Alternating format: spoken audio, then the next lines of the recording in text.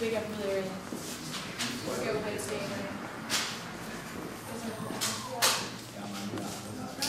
Hey.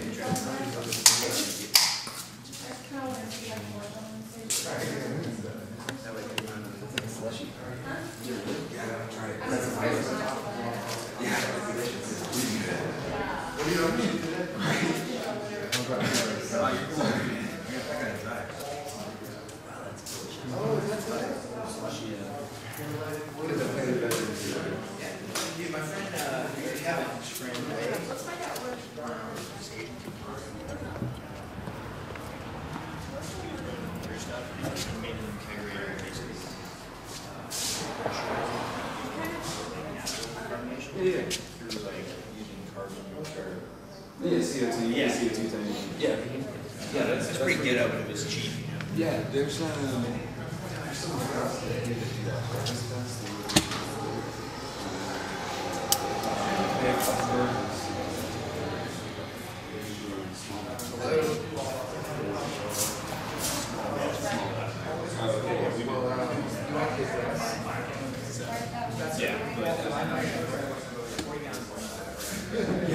So they're going to start doing like that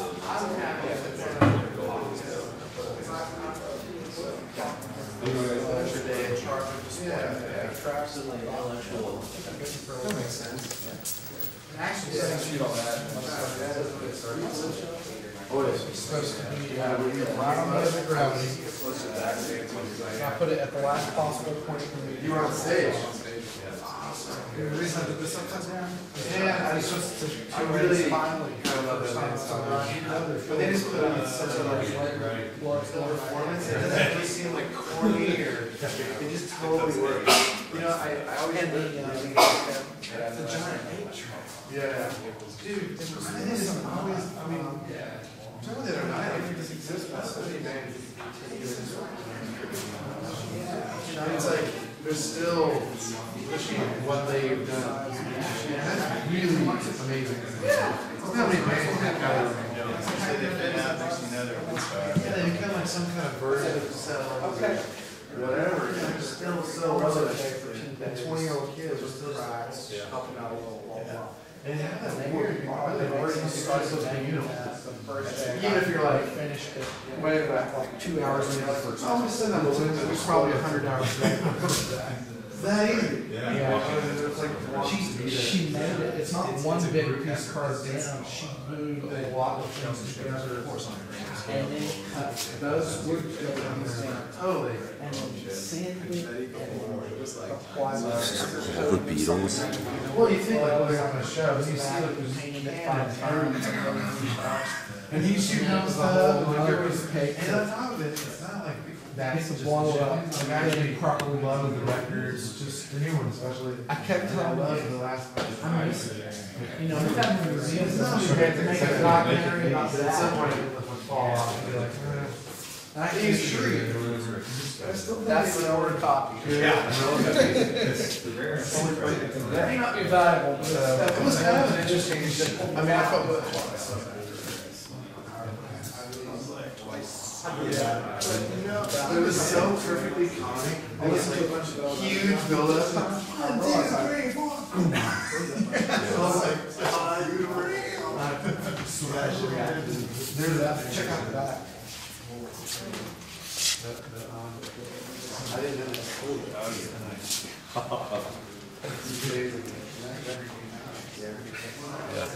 Did Andy do it? Yes, he did. He sent it to me as a gift 2 weeks before he died. No, I drew it. Oh, really? Hey, are you at the festival? I've been filming the whole thing, but yeah, I'm gonna. Are you doing the speech at 2? Yeah. Have we met yet? No, my name is Patrick Flaherty. Do you have the rights to what you're filming? Do I have the rights? Or does the festival? Who has the rights to what you're filming? I think just me, and I want to provide it to them. Well, then here, I want to make you an offer. Okay. It's not much of one. I have a videographer in Dallas where I live who is going to shoot this for free. We're good friends, and I buy him Mexican food and give him trade credit in my record store, and he does all my tech stuff because I don't have a tech brain. He's sick today. He can't film my talk, so I went out and bought this little $200 high def thing so somebody can film it, which somebody probably still will. But I would like to negotiate something with you to film my little 20 or 30-minute gallery talk, and maybe even use some of your footage for use in my documentary I've been making for 15 years. You'll get credit and some kind of compensation. But the main thing I need to do is I'm kind of in a panic because my friend Bobby can't do it, and he's got state-of-the-art 3D. I mean, not 3D, HD. Yeah. Is that HD? No, this is just regular. That's SD. fine. But I've got a bigger camera that I could go grab. And Really? I can actually do like a handheld mic if you wanted to walk around with that. But Oh, dude, I think you can hear the. if you could do that, I've got killer tub of CDs up there. You could get some trade credit. I'll hold the lecture until you get back. Oh, okay. That would mean so much to me. Yeah, I just gotta walk up to the boiler It was room. kind of a freak out when he called today, and I could tell by his voice he's got the flu or something. Yeah. So that'd be great. Yeah, I'll go grab it right now. Okay, cool. Awesome. I'll be right back. And let me say this too, it's got to be a part of, the part I'm getting you to do needs to be kind of a work for hire thing where either you'll give me the master tape after you shoot, or if you want a copy of it, you can have it for 2 or 3 days, but I'll need like the master tape and even maybe a burned disc as soon as possible. As it's digitized, yeah. But you'll get a credit, but I'll actually own the footage just for the part I'm kind of hiring you for. Okay, And then anything else you want to do, you can do whatever you want with. Okay, sure, man. Okay, so Yeah, that'll work. cool. Yeah, that's awesome. We're just taking this right here.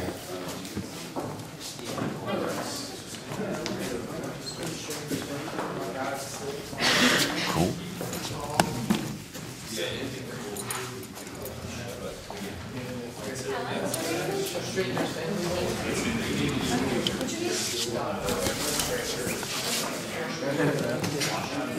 Not one, I saw one.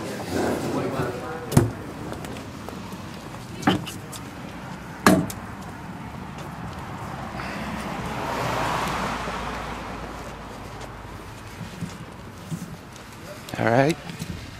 That's what we're gonna do. Track Museum talk. Works for me. It's actually kind of cool. You know, it's gonna be cool.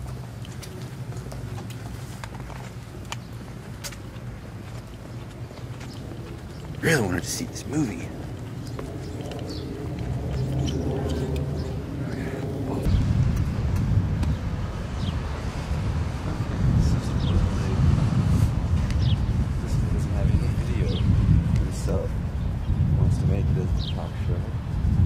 Alright, very cool. It's on the cover of Wall Street Journal.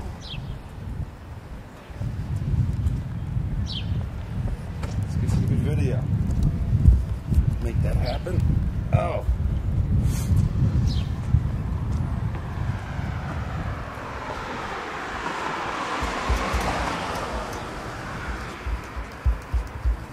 All the way up.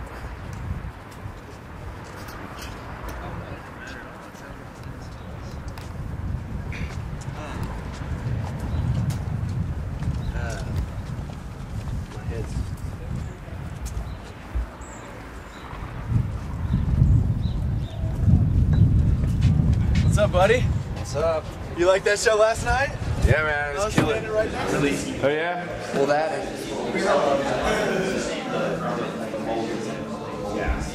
That was, he had that made about 3 months before he died because he used it for He's gonna be.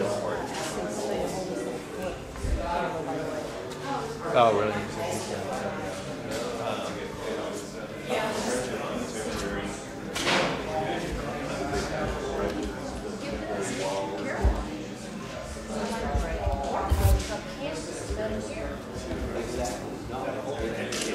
It was so sweet.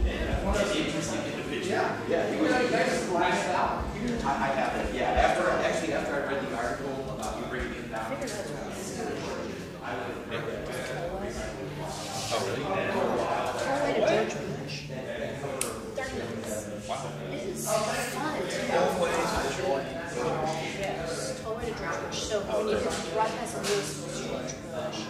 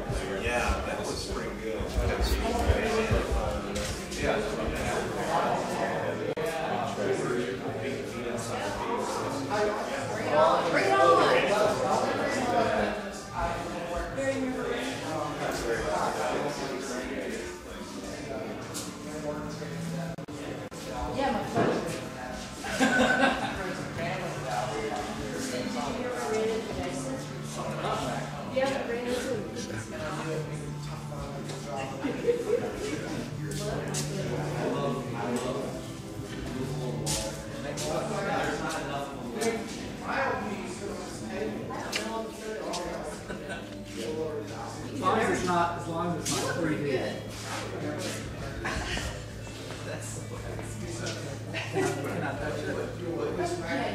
And appreciate the Frankie. I've never actually seen that. I've never actually seen Frankie. That was Frank's out. Yeah. I've got some of his on vinyl and a lot of CG. Thanks for this. I can't figure out how to plug it in. Yeah, they're too normal, right?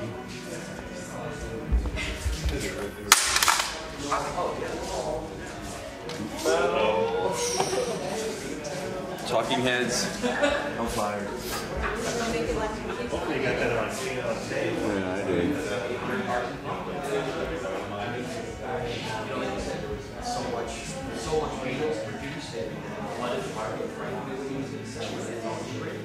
You know, I really financially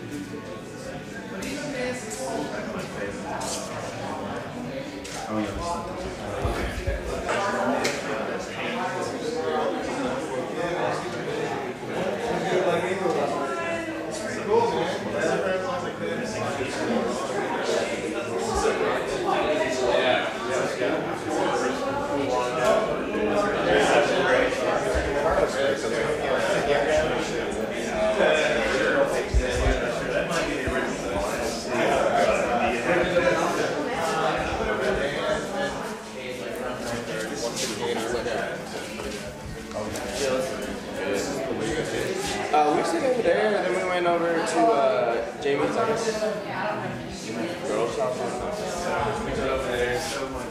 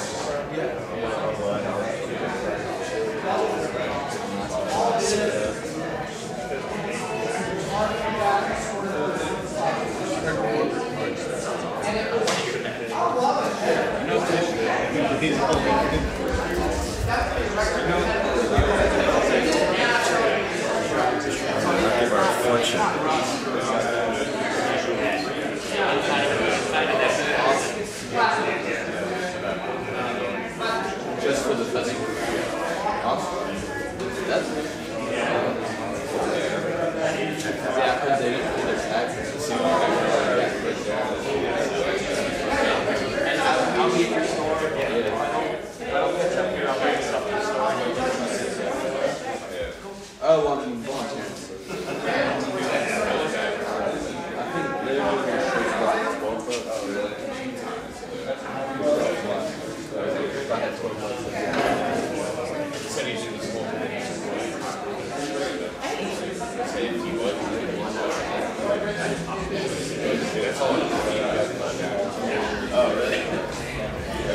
started a talk show. Oh, really? Yeah. Yeah. Special comedy gift. Fireworks.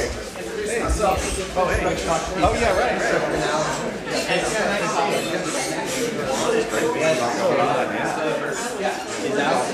No, she made it. She's working at Denver now. Yeah.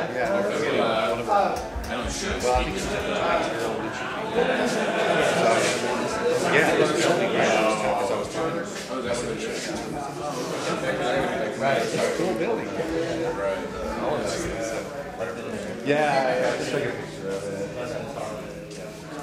I just went to the one last night. It's fun. Much easier. You didn't know what you were going to be stepping into, but it turned out it wasn't.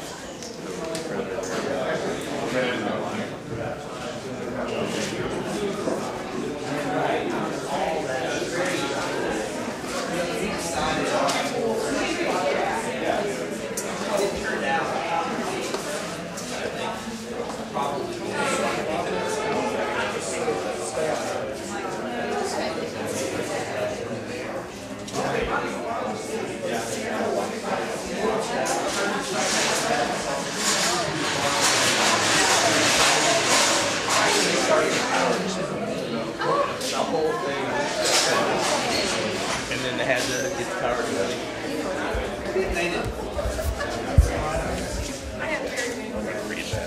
Where'd he go? He'll be right back. He's doing some drugs right now to kind of get in the mood.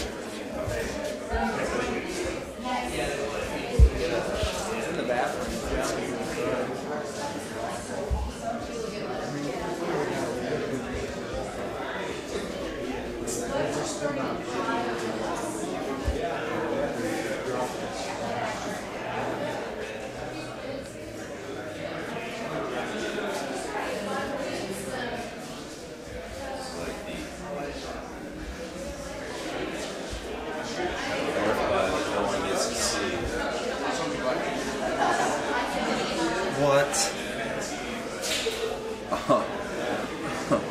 I think I might come and check this out.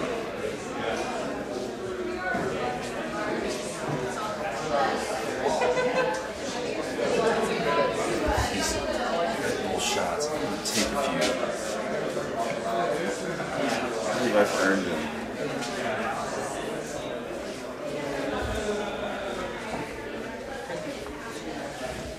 What we're going to do, let me show you, this is a last minute thing. They're going to wheel me in on this since my first talk, which is going to be about 10 minutes, is on metal machine music. Then there will be a little 3 or 4 minute break. Then I'm going to give about a 15-minute tour of the exhibit. No. So here's what I'm going to need you to film from.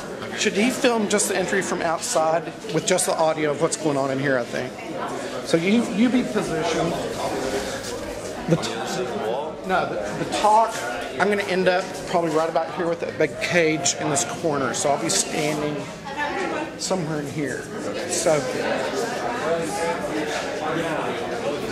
So wherever you want to film from is fine, and you can move. Okay. You just. So you're going to end up right there. We're going to end up approximately here with the cage behind me, and all of this is good. Zoom in, zoom out, do whatever you want. Okay, cool.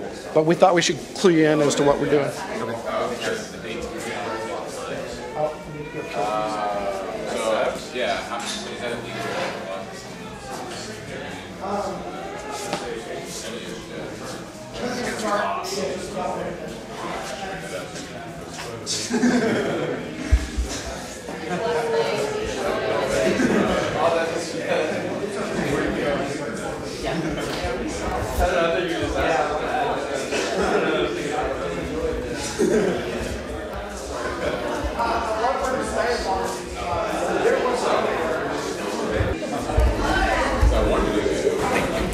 My strap is really loose today because of the flaming lip show. I gotta tighten up. Bastards. Oh yeah. It's so tight.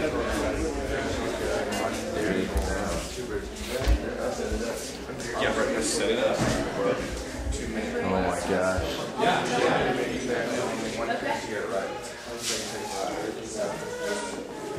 Oh my god, you're just in time. Yeah, I just told that we're going to try to come in. And yeah, it's going to be something kind of exciting you might enjoy, actually. Bucks has a prop. Hi. It's going to be crazy.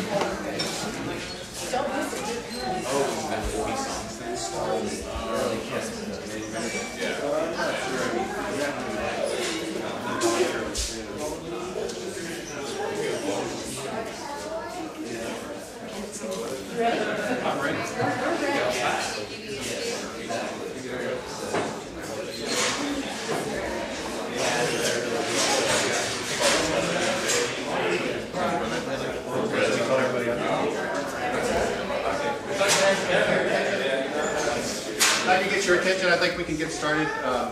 My name is Barry Wister. I have a gallery in Dallas and had the pleasure of working with Bucks Burnett last October in a 3-day showing of some of his 8 tracks, sort of a prequel to what he's done today here with the 8-track museum. So this has been a wonderful experience, I believe, here for him at the festival going on here. And so without any further ado, I'd like to introduce Mr. Bucks Burnett, the originator, founder, owner, director of the 8-track museum. Woo!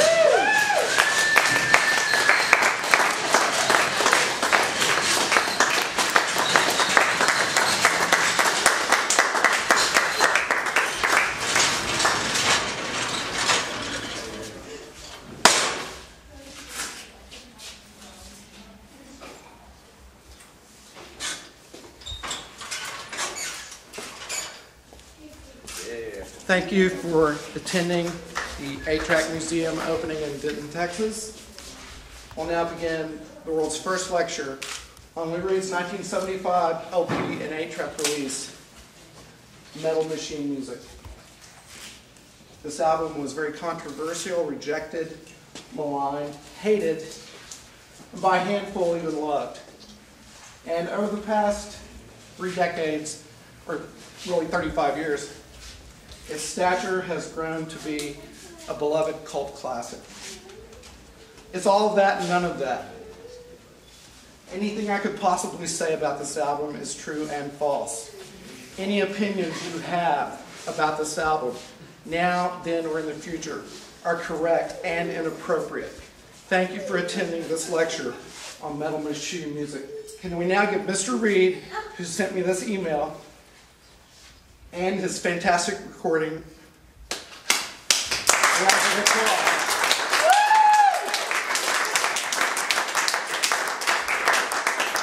Thank you.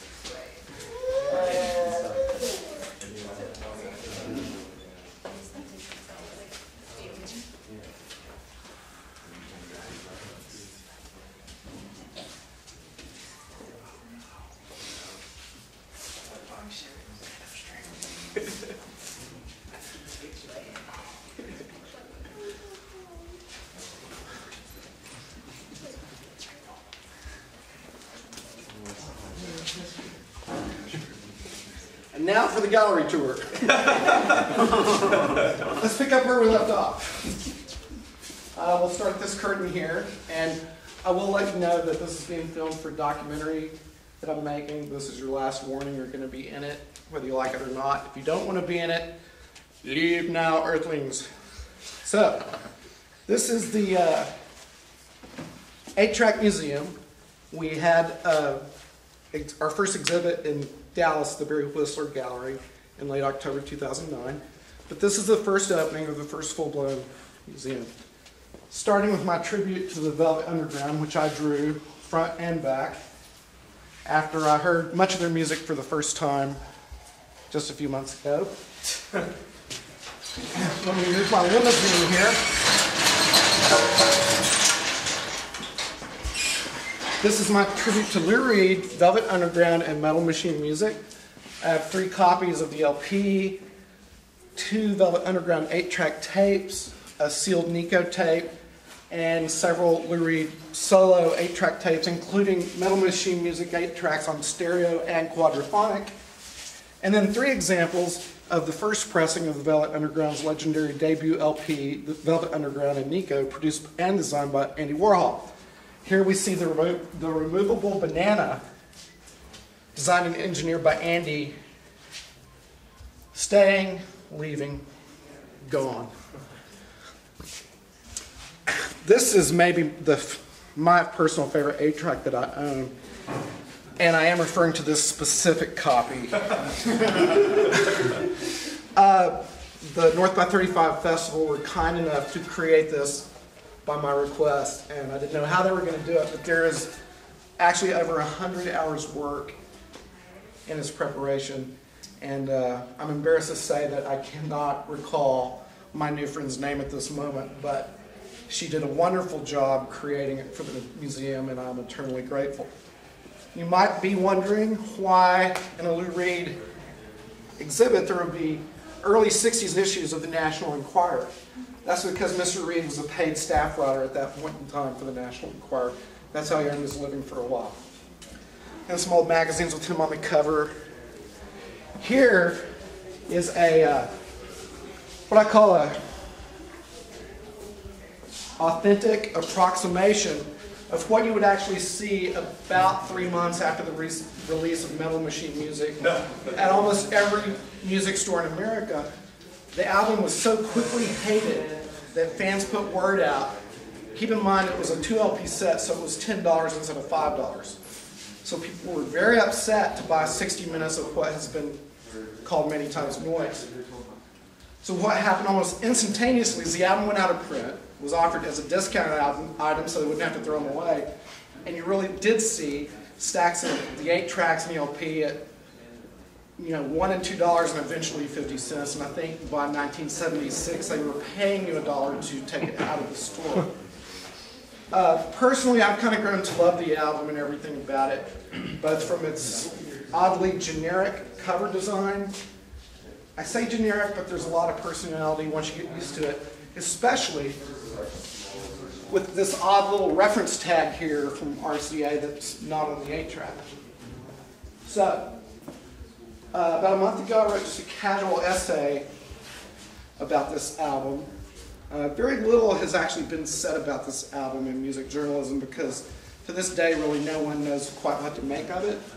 So I just wrote a very casual, lighthearted essay, and I sent it out to some friends, and Tina Weymouth of the Talking Heads forwarded my essay to Lou Reed, who 2 hours later sent her a reply to me, and she sent it to me. So Lou Reed, in response to my essay, said this: I have recently remastered the quad and cut it for vinyl, available from my site, loureed.com. It is awesome and a better grade vinyl. It was performed at Columbia University last week. Keep it up, guy. Thanks for the interest. It lives. 4 sides because they are different. Lou Reed, February 15th, sent from my iPhone. Here we have my Tiny Tim display, 8-track of course, very rare collectible bootleg Tiny Tim doll, and a plaster molding of Tiny Tim's upper and lower teeth made just a few weeks before he died because he was planning oral surgery. His widow gave it to a fan, and a fan sold it to a friend of mine, Randy Reeves, who is with us today. So thank you, Randy, for the gift to the museum. We'll just circle around this way and make the best of it. Mission statement, gotta have one, I'm told.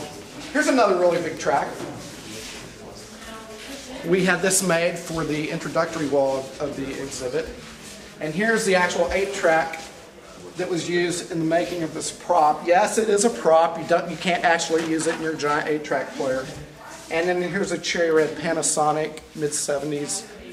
Never used with box and operation instructions.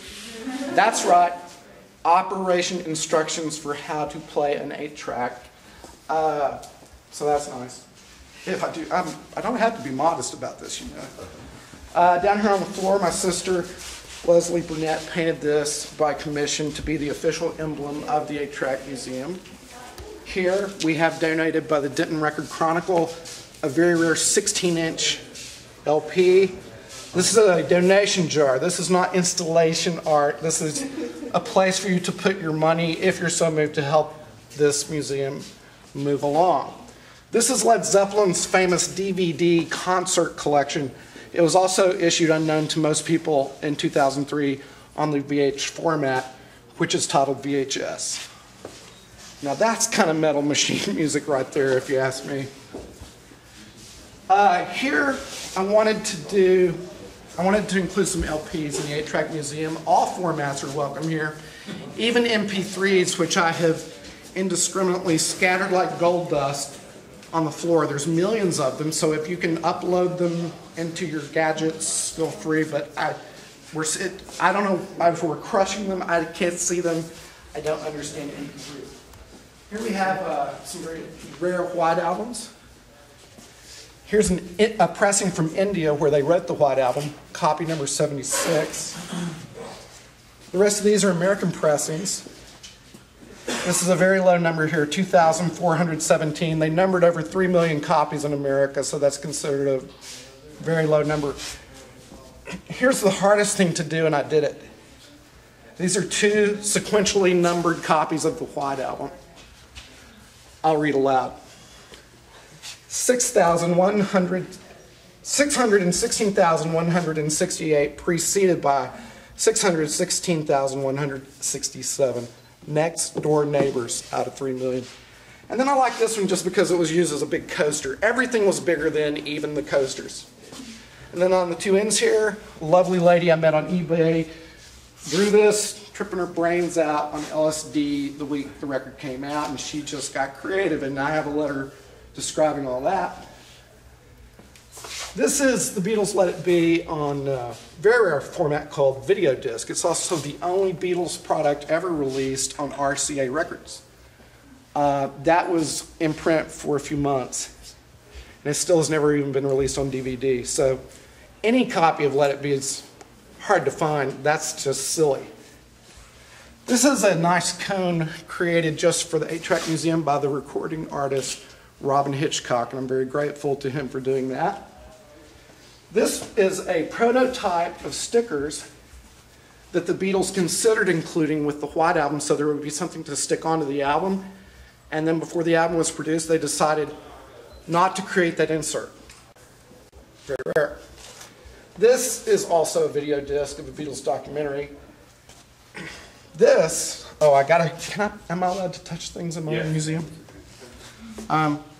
This is a very prized gift to the museum by my friend Tina Weymouth of Talking Heads and Tom Tom Club. I was hired to archive the collection of her and her husband Chris France 2 years ago in 2008. And when I was going through their LPs, Tina showed me this one and said, "This is the album that made me want to play bass. John Paul Jones was my first inspiration. This album is why I wanted a bass for Christmas." She wrote her name in the corner, as was appropriate in those times. And after explaining that, she said, "I'd like you to have this," and gave it to me. Thanks, Tina. This is a very rare album by Percy Thrillington. Anybody know who Percy Thrillington is? Paul McCartney. This is Paul McCartney's recording of an instrumental, easy listening album in its entirety of his Ram LP from 1971, recorded in the style of Henry Mancini. Much like Metal Machine music, this thing was in print for about 3 months, hated by the few fans who even knew its existence. There was no advertising or promotion for the record. Paul never brought it up in interviews, has yet to publicly acknowledge it to this day. This is only the second copy of this LP I've ever seen, and I found it 2 weeks ago, so I was happy to add it at the last minute. I was pen pals with Pete Townsend for several years, and he wrote me 14 letters, and this is an autographed album from him. This is a Bob Marley promotional LP. This is called Layered Vinyl. Want to get a shot of that? through the light. And this cover is made from hemp. Pretty appropriate. The very rarest and most valuable 8-track I have in the museum currently is Beatles Deluxe 3-pack. What it is, it's the only 8-track box set by the Beatles. You probably didn't even know they had even one, but this is the only one. And it opens up to reveal 3 of their 8-tracks. In 1969, Capitol Records produced, it is believed to be fewer than 100 copies of this box set. And they were distributed for free to people who worked for the Beatles, to the Beatles themselves, and various VIPs. And I was lucky enough to purchase one for the museum a few months ago. Hey, little guy. You're looking kind of wise and 2/3 shy. This is the New Testament of God's own Holy Bible. Every book from the New Testament, each book on its own 8-track tape. Yeah, you want one of those, but you can't have this one. And I've started collecting albums like this one that have been drawn on and defaced. There you have a Stevie Ray laser disc. Trying to make him proud. He was a Dallas boy. Now, moving fairly quickly, possibly through this wall. What I've collected here is every variation possible of every 8-track released by Led Zeppelin. It's a total of 10 8-tracks, but for every change in color of cartridge to paper sleeve design to catalog number, I'm attempting to create what I call a super complete collection in which every actual variation is collected. Got some work to do on that. Here are some, I call these fan tracks. Here's some Led Zeppelin bootlegs, and one where whoever owned the 8-track drew the cover. Here, this is maybe my favorite. Somebody typed the lyrics for a stick-on cover to Stairway to Heaven, because they probably just duped this off the LP. So pretend I'm reading the lyrics to Stairway to Heaven, which I can't do on film for reasons of legality. So that's pretty trippy, would you agree? But then you turn it around for the concluding lyric on the back, and it makes me wonder. And indeed, I wonder. So, that's that. Mr. Sinatra, Mr. Grand Funk Railroad. These are variations of their 16 different 8-track tapes released during their career. That's right, 16. Notice here on A Pluribus Funk from 1972, also known as the coin album because the LP cover was round like a coin. Here you have a printing of a coin, here you have an embossed coin sticker. So I assume that this was first and then they decided to save some money and not create the embossed sticker anymore. I like these 8-tracks because they're green. What's wrong with just having them here because they're green? Nothing. Here's Neil Young. Here's Cadillac tapes. All the major car dealers had their own annual 8-track anthologies that you got for free, but you had to buy the car to get the 8-track. That's why Cadillac sold so well. That's why they're not selling well now, is they're not giving the 8-track away anymore. Figure it out. This shape is very unique. I call this the fin because, speaking of cars, looks kind of like the back of a 1960s automobile. More odd shapes. Some fan tracks here. These covers are hand decorated, supported by Braille label maker 8-tracks. Obviously, I presume, at risk, both of these were owned by a blind person who knew that this tape was Ray Charles and that the tape below it was Stevie Wonder. It's a really tacky blind joke there, but you know what? It's my museum. It's my film. Do what I want. Frank Zappa, really colorful bootlegs. Cheap Trick sent me this for the museum. They released their new album, the latest, on 8-track tape in September 2009. The tapes were manufactured in Arlington, Texas by KTS Productions. Also manufactured recently, more recently, is my new album, if I may, as a twin cartridge set. The name of my new band is Rachel Bazooka. So we have this 2-record twin cartridge 8-track for sale in the 8-track museum gift shop. Woo! Got that right. Spinal Tap 8-track, Punk and New Wave, XTC Television, Patti Smith, Clash, London Calling. Love also, as I do the greens, yellow themed. This would be Atco from the late 60s. We have Cream, Lord Buckley, and the GTOs. The GTOs are famous. They're a Frank Zappa, Discovery, all-girl band made of groupies, including the world's most famous groupie, Pamela Bars. Here's an incomplete Rolling Stones. I'm not even halfway there yet. Incomplete Pink Floyd. Again, not even halfway to having all their tracks. By the way, on the 8-track only, for Animals in 1977, they recorded a 2-minute guitar solo to bridge Program 3 with Program 4. To this day, it's still completely unique to the 8-track, thus making this 8-track very sought after on eBay, because everybody, even if they can't play it, they want that Pink Floyd guitar that's unique to just the 8-track release. And here we have all autographed 8-tracks, which I've gotten personally, starting with Jim Dandy of Black Oak, Arkansas. He's my man, my main man. Robert Crumb, Peter Fonda, Danny Harrison recently signed a copy of his late father's Cloud 9 8-track from 1987. Jimmy Page, blah, blah, blah. Billy Gibbons. The Donny Osmond is not signed by Donny Osmond. I threw that on stage at a Mojo Nixon concert in the early 90s, and Mojo stomped on it on stage and threw it back to me, and I actually caught it, and he signed it after the show.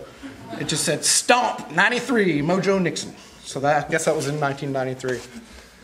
Elvis Presley. There's a few hundred more of these, but I only got so much room. My man Bobby Dylan. The red 8-tracks preceded the gray and black 8-tracks. So when you're shopping for Dylan 8s, always go red. Here's the incomplete David Bowie. My favorite David Bowie 8-track, of course, is Low. It's everybody's favorite, obviously. Haven't found it on 8-track yet, so I've got the original 77 paper cassette package holding the spot for the Low 8-track. And here, my friends and friends to the museum, the Talking Heads, I attempted to arrange their 8-tracks in a manner which I imagine that the band might arrange the 8-tracks.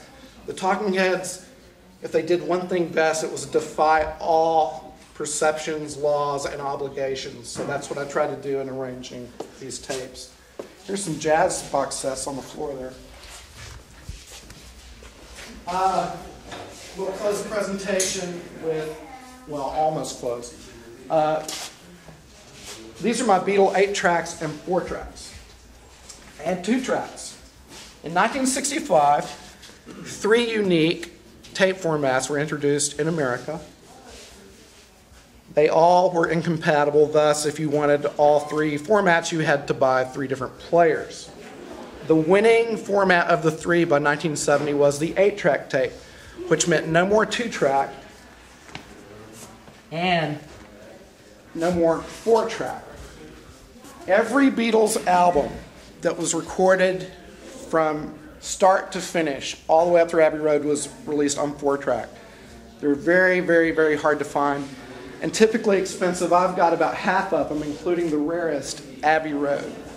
That's about 1,000 times harder to find than an Abbey Road 8-track, which is 1,000 times harder to find than the Abbey Road LP or CD. Do the math. White Beatle cartridges. If you can find a white Beatle 8-track, please buy it for me, if not yourself. That indicates it was made before 1969, while the band was still together. That's Lou Reed sending me another message, I think. We moved to the black cartridges. These were the Capitol and Apple 8-tracks for the Beatles were made in black plastic from 1969 to the demise of the Beatles 8-track, the last one being issued in 1983. So here, from 1964, we moved through 20 years of 8-tracks to 1983, So we moved from Meet the Beatles to the conclusion of the band, Let It Be, the tacky reissues produced by the company without the band's participation. You got to get all those to be complete. Most people think the last Beatles 8-track is real music. Whew, what a piece! From 1982. Then I found out a few months ago that the last Beatles 8-track was actually Beatles' 20 greatest hits, issued on an 8-track, one pressing only in 1983. There are less than 10 confirmed copies of this known to exist, and I got one for the museum. Then we move into deluxe English pressings, a George Martin 8-track, and then, due to space limitations, one tape each from the solo career of each Beatle, and look how beautiful the packaging is on this. Various relics from the Beatles on the floor, cassette, reel-to-reel cassette of the White Album, had the black slipcase like the 8-track, and then the original late 60s all-paper cassette package, which is very hard to find. We'll conclude this. I'll part the sea of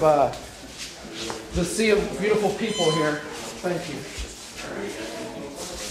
This is basically a collection of players, but this is an original factory shipping carton for 30 sealed Elvis Presley 8-track tapes. All identical, all sealed, with the matching shipping carton.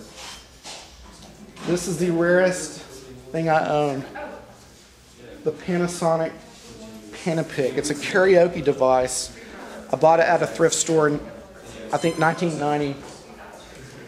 I was so baffled by it, I actually tracked down the director of the archival department of Panasonic Incorporated, and he informed me that no copies were ever made, no prototypes existed, and I had the wrong information.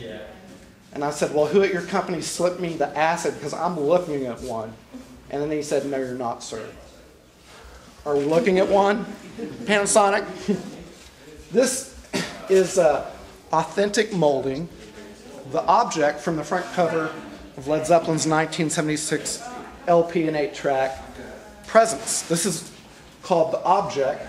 This was its original shipping box. They only made 1,000 individually numbered copies, again sending them out for free to VIPs and so forth. I've had this one for quite a while. Very valuable, very cool. Cool is always more important than valuable. Remember that. Speaking of cool, look at this guy. The famous robot 8-track player for educational children's 8-tracks. Quizzes, sing-alongs, buttons for little hands to push. Hey, little fella. A lot of people remember this from their childhood. I don't, but a lot of people do. And then in the mid-'80s, they converted them to cassettes, gave them a spacesuit, and that was it for the 2XL. Oh my gosh, look at this sexy stuff. Here's my play tape section. Play tapes are just miniature baby little adorable 8-track cartridges. Look at that. I love them so much.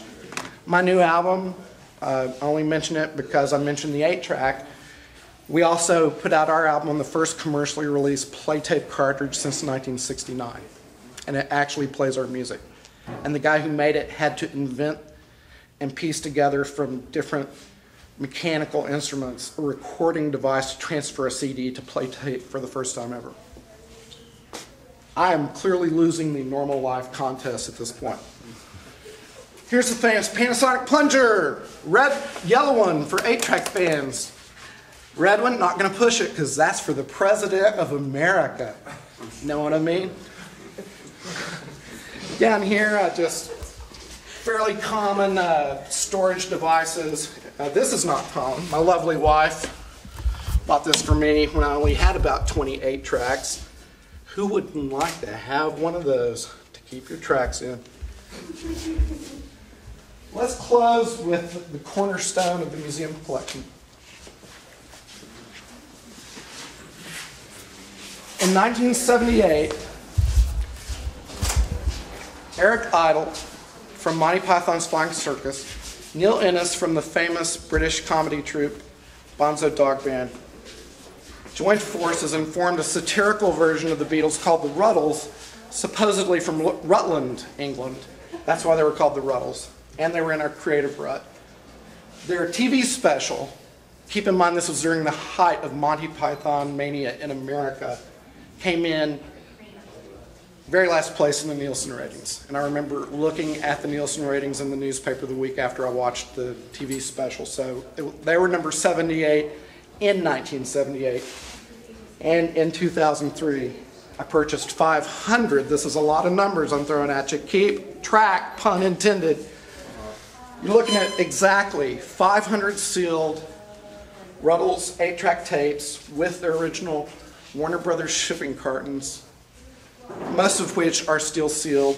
How do I know Ruddles are in here? Because the Ruddles 8-track catalog number that you find on the cover is hand stamped on the side of each box. Here's the Ruddles on a very obscure movie format called movie CD. This did not last long, let me tell you. It's a little disc, and it's currently not compatible with any computer pre-computer. And then here is the Ruddles movie on Laserdisc. Hard to find.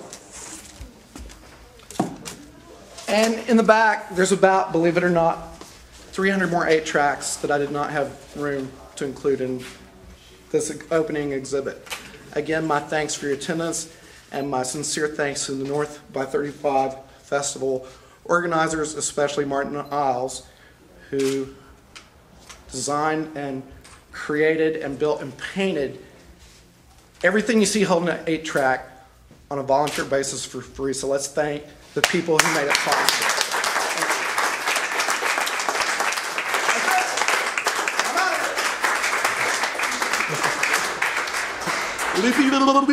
And you can buy stuff out here, donation here, and you can loiter and not give me a damn thing. Do what you want and have fun. Thanks.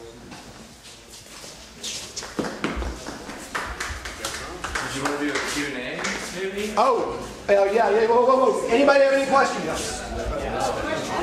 Anybody have any questions? How about go back in the middle? Okay. I forgot the Q&A. If anybody has any questions or answers, I'll receive them now. Questions? Yeah, I had a question on the National Enquirer for the Lou Reed. What year and for how long did he actually work for them? As I understand it, and the information is sketchy, he has been quoted as saying he worked, I believe, 2 to 3 years as a regular writer for the National Enquirer, if I'm correct, in the early to mid-60s, and I could be incorrect on that. Because I only asked because I was studying Lou Reed over the last 5 years extensively and never read it on that. But I was aware that he worked for Pickwick Records and made pop songs for them. Right. Now, I'm kind of assuming that the Pickwick era and the National Enquirer era of Lou Reed's career probably overlap or may have been completely simultaneous. He's had a fascinating life and career, and a lot of it is still a little sketchy. And that's because he's an artist. Right, yeah. Get it? Yeah, definitely. Sketchy. And I also have a second small question. Sure. Why didn't you include Metal Machine Music Trio in your presentation? Actually, I did contact Lou Reed's management, and they are going to send me all 3 formats of the new re-release and remastering of Metal Machine Music. Excellent question, by the way. Cool. On 180-gram vinyl and 2 different DVD formats, including Blu-ray. And thank you for asking, because it reminds me that I should point out that on the new 35th anniversary 2010 editions of the 2 different format Metal Machine 8-track, DVD formats, he recreates, using only 4 of your 5 speakers, the original 8-track only quadraphonic mix of the album. So Lou Reed is about to release the first ever re-release of a quadraphonic 8-track only mix of an album. Cool. So he just keeps innovating, whether we understand it or not. Thank you, Lou Reed, and thank you, sir. Thanks for your time. Yes, sir.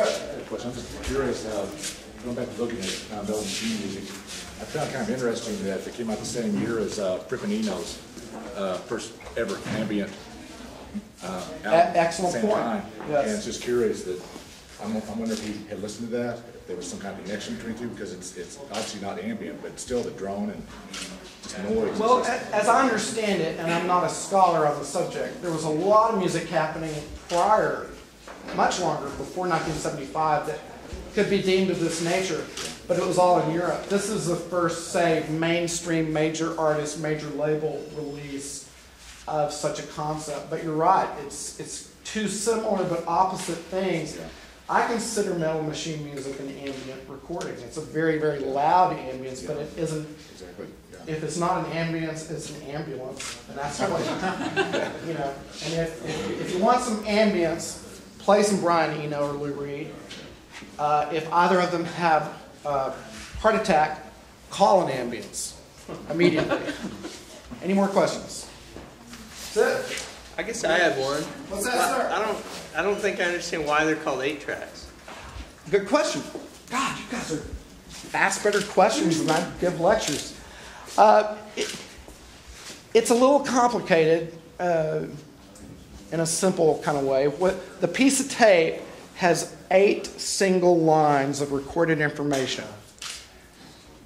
And there's a left channel and a right channel for 4 lines on the tape. The tape playing device, the 8-track player, had a 2-prong playing head which would move from both channels of track 1 to both channels of track 2 to 3 and 4. So the playing head, as the tape loop completed, would then switch to the next set of railroad tracks, if you will. So if you could picture 4 railroad tracks side by side, that equals 8 rails. Wow. I never even got it that simple before. Thank you, sir. Last question, anyone? Or was that? The player for this one, that was real convenient. That's why the 8-track was so popular, right? Right, because back... You could fit it into your car in the trunk, right? Back in the mid-60s to mid-70s, as you'll recall, and this information is absolutely being suppressed. I'm at risk revealing it. You're at risk for hearing it. But we all know that back... 35, 40 years ago, back when all this stuff was brand new, people were like 50 and 60 feet tall. We had giant records, giant 8-tracks, giant cars, giant everything. That's why the Lincoln Memorial is so gosh darn big. It was just an actual size rendering of the greatest president ever.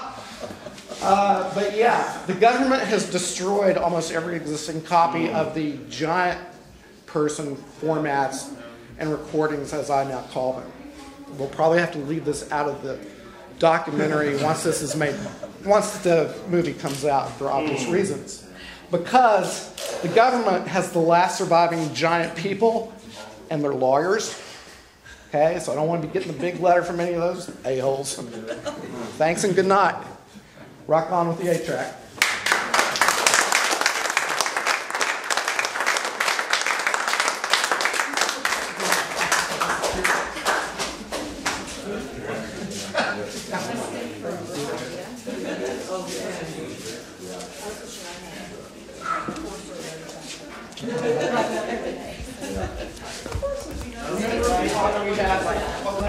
I sent it out to friends saying that you'd made it in the journal before I did. I was pissed. Well, what's cool is there's a yeah. Let's step back in here away from the noise because I want to explain this.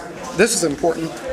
On well, let's see. They date every issue. Thursday, March 11th, 2010, the day of the 8-track museum's opening.